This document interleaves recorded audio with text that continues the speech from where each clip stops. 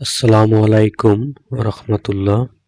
আজকে আমরা এসেছি দিনাজপুর জমিদার বাড়ি, যাকে বলা হয় দিনাজপুর রাজবাড়ি বা দিনাজপুর রাজবাড়ি।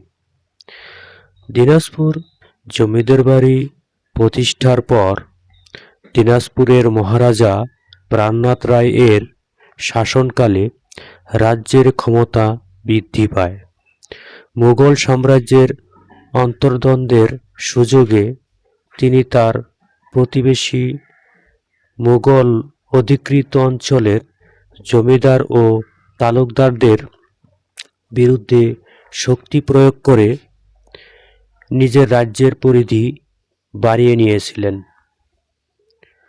1722 খ্রিস্টাব্দে প্রাণনাথ রায় মারা গেলে তার উত্তরাধিকারী রাজা রামনাথ রায় রাজসিংহাসনে বসেন।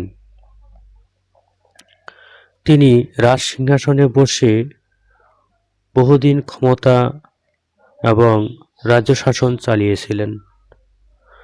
ক্ষমতায় এসে রাজা রামনাথ রায় পুতি এবং পুতনিতলা গঙ্গারামপুর অঞ্চলে অধিকার করেন। এই জমিদার বাড়ির পূর্ব পাশেই রয়েছে সুখসাগর, যা রাজাগণেরাই খনন করেছিলেন। আপনাদেরকে দেখাবো আজকে আমরা এই যে সেই কূপ, এই কূপ দিয়ে পানি তোলা হতো এখানে। এবং এটা হলো সে রানীমহল, রানীরা এখানে থাকতো, রুমগুলোতে রানীরা থাকতো। রাজমহলের উত্তর পাশেই ছিল ফাঁসির মঞ্চ। এখানে কোনো লোক যদি অন্যায় কাজ করত, খারাপ কাজ করত, তাদেরকে ধরে এনে সেখানে ফাঁসি দেওয়া হতো।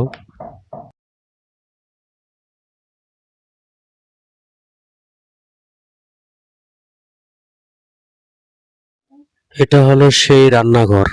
এই রান্নাঘরেই জমিদারের যত কর্মচারী, যত লোক, সবার রান্না হতো এই রান্নাঘরে। অনেক নিদর্শনই এখন প্রায় ধ্বংসের দিকে, অনেক স্থাপনাও ধ্বংস হয়ে গেছে, এগুলো সব ভেঙে চুরে পড়ে আছে। তো আগের সেই দৃশ্য, আগের সেই প্রাসাদ নেই। এখানে আরো অনেক বড় প্রাসাদ ছিল, যা প্রায় ধ্বংসের দিকে। এটা যদি সংস্কার করা না হয়, এক পর্যায়ে দেখা গেছে বাকিটুকু যা আছে সবগুলোই ধ্বংস হয়ে যাবে। তাই এটা জরুরি ভিত্তিতে সংস্কারের প্রয়োজন। সংস্কার না করলে সেই প্রাচীনকালের প্রাসাদ আর ভবিষ্যতে হয়তো আর আমরা দেখতে পাবো না। এবারে সেই ভিতরের আঙ্গিনা থেকে পুরো রাজপ্রাসাদটাই দেখা যায়। পুরো রাজপ্রাসাদের ভিউটা দেখা যায়। অনেক সুন্দর। ধন্যবাদ।